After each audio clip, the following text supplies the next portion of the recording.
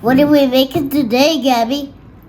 I'll tell you in a minute, G baby. But meanwhile, hey, hey, welcome everybody to Miss Glow's Kitchen, where there's sugar, spice, and everything nice, where we slice, dice, and entice, using everything we can, from peppers to allspice. What's up, my people? Y'all know what time it is? See y'all in the kitchen. So yeah, today I'm going to show you how to make a homemade chocolate cake from scratch. This bad boy is moist and it is so good. Join me in the kitchen. I'm going to show you just how easy it is. But let me tell you something. Before you start making this chocolate cake, you do want to boil 2 cups of boiling water, and into that you want to put 1 cup of your cocoa in there. Now, I use this one, the Hershey's cocoa, but if you have some other kind, that's fine, of course. Now, what you want to do is you want to get this incorporated. You want to bring this to boiling. Now, as soon as you bring this to boiling and this is smooth, turn this off and let it cool off. So you want to let it cool off 30 to 45 minutes. So what we're going to do now is, you can see it's steaming, so we're going to cool this off. I didn't do it yet. I decided to come back and tell you what's going to go in here. So once you boil that, put that on there, then you're going to go with the rest of the ingredients. Now here we have 2 3/4 cups of flour, 2.5 cups of white granulated sugar. You're going to do 4 large eggs, okay? So 4 large eggs. Now you're going to do 2 teaspoons of baking powder. You're going to do a 1/2 teaspoon of baking soda and a 1/2 teaspoon of salt. Now you can use table salt, you can use a kosher salt, whatever kind of salt you want to use. So it's really up to you. All right, so this is an easy chocolate cake. So we're gonna come back and we're gonna do the cake first, and after we get the cake done, then we're gonna come back and we're gonna do the frosting, which is quite easy too. I'm sorry, and we also need a cup of butter, so you have to make sure that your butter is softened. Now, if you use a salted butter, you know, cut back on that 1/2 teaspoon of salt. In fact, you can use like a 1/4 teaspoon of salt if you use salted butter. But if you use unsalted butter, then of course use the entire amount. So no milk, because our chocolate liquid right here, it's gonna do what the milk would do in the cake. All right, let's get started with it. And I'm not gonna use my stand mixer today. In fact, I'm gonna use my hand mixer. So either one that you have, it'll work out. So it just depends on what kind of day you're having. So are you with me? Oh, and I forgot to say, we're going to use 1.5 teaspoons of pure vanilla extract. So that's that. So the next step is we're going to cream the butter and sugar until it's light and fluffy.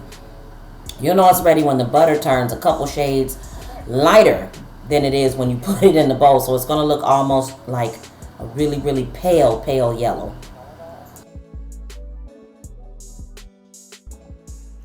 All right, so I tell you one thing I do, I don't care how long it's been since I made a cake, is I count my ingredients. So in this recipe, it's 10 ingredients.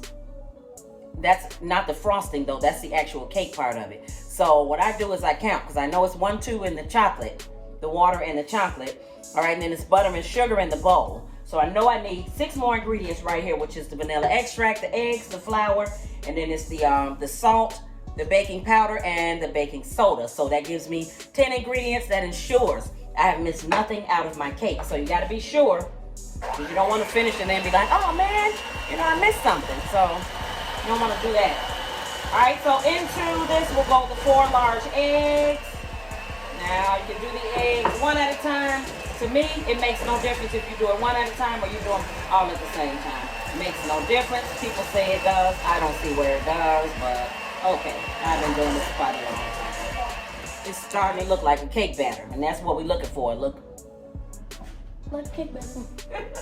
All right, so 2.5 teaspoons of vanilla extract. So there's 1, there's 2. Now cakes are pretty exact. Baking is, but when it comes down to vanilla extract, nope. I'm a vanilla extract girl, so I do what I want with vanilla extract. If I want to put more or less, that's exactly what I will do. All right, so now here at this point, this is what I normally do. So I put all of the dry ingredients together, and then the wet ingredients. So what we're gonna do, we're gonna alternate the two. We're gonna put some dry and then some of the chocolate. So, all right, so let's just zip through this part. I'm gonna show you. I'm gonna put the flour mixture and then the chocolate mixture, the flour mixture, chocolate mixture. You get it.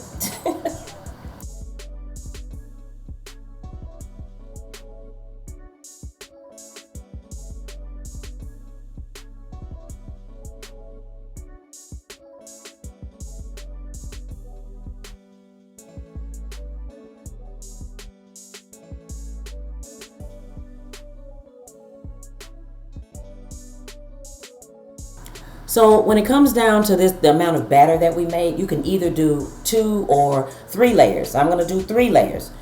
So spray nonstick spray into your pan. This is a brand I found. This is a great brand. If you can find this anywhere, it's nearly perfect for cakes. So give it a try if you see it. But otherwise, Baker's Joy, or you can just flour and butter the pan like we normally do. All right, so now the gist of it with this part I want to tell you is you just want to make sure that into your cake pans you have an equal amount of batter. Do not eyeball it. So make sure you take a scoop of some sort like I'm doing right here and do an equal amount. So if you do that, your layers, you won't have to cut them on the top or anything like that to get them even. They'll already be even when they bake. See what I'm saying? All right, so let's do that. I'm gonna put an equal amount in here and then move on.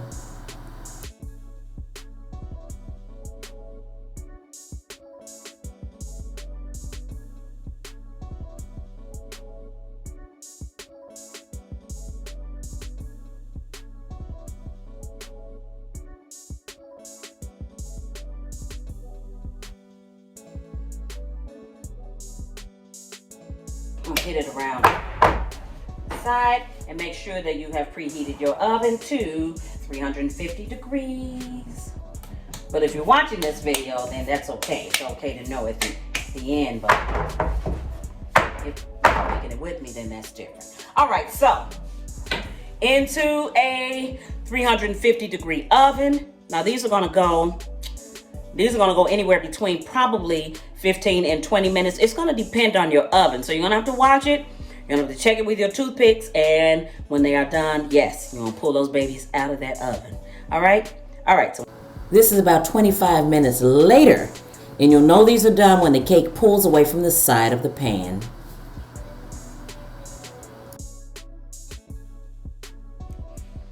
All right, so while we're waiting to make our frosting, so we cooled the cake off.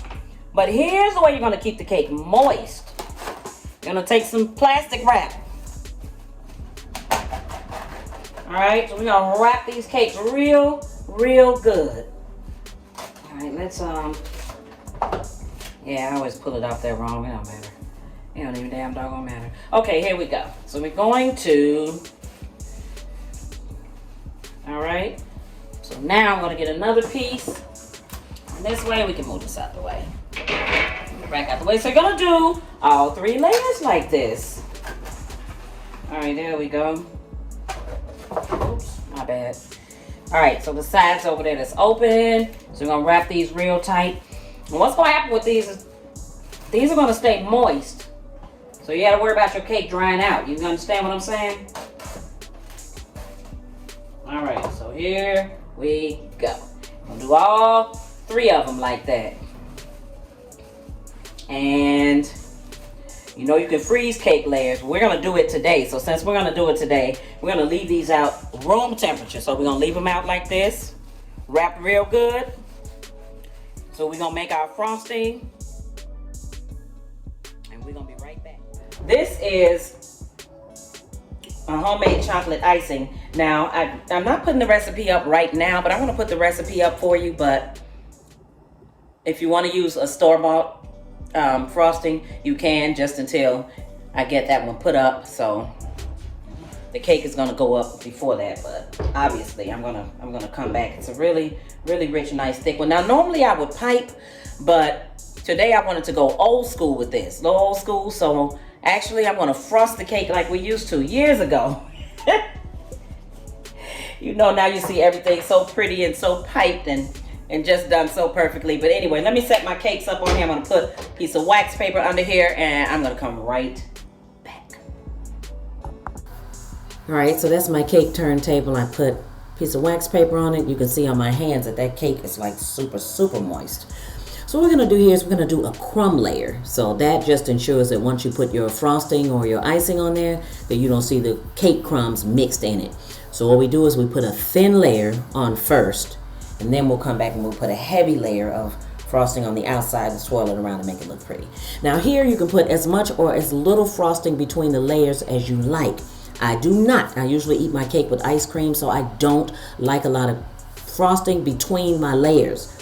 So I put a little more on the outside of it. That way I can scrape it away if I don't want it. So you can put more frosting between yours, especially if you or your family really like a lot of it. So we're going to be good to go. But that explains why my layers just don't have a lot of frosting between them. All right, so I'm going to get this outside done really quickly. So you see I'm going to spread this on here. And then I'm going to take my other tool and I'm going to smooth it out very, very thinly. We just want to make sure that all of it is covered. And then I'm going to set this off to a side and we're going to let the crumb layer set. So 30, 45 minutes. All right, so we're going to come back after that and we'll do the rest of the frosting. But it just makes the outside of it look so much better if you do what's called a crumb layer first. So I don't know if you can see crumbs mixing into the frosting here, but if you do, then that just proves to you what the purpose of this is, okay? So when we get to the end of this, smooth this out, and then we'll move to the actual frosting of the cake. All right, yep.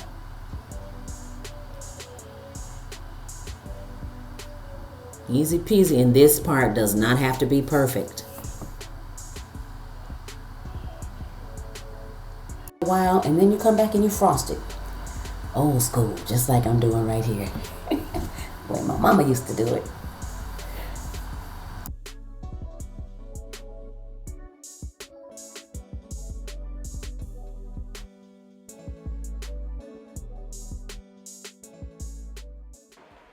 Check that out. Yeah. You make sure you put more frosting between your layers.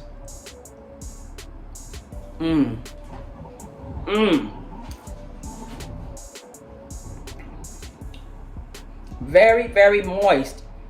This chocolate stands out big time. It's just enough chocolate, so it's not, this is a really nice cake. It's not overly sweet either. I mean, it's sweet, but it's not overly sweet. So only thing I'm missing right here, y'all, is some vanilla ice cream. Vanilla ice cream.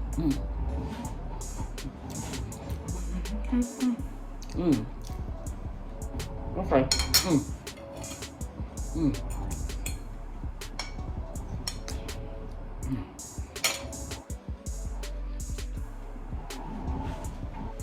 Only thing I can tell y'all better go make this. Y'all better go make this. As usual, it's been a blast. Thanks for spending time with me in my kitchen. Hit that like and that subscribe button and that bell for notifications so you'll know right away when I put a new video up.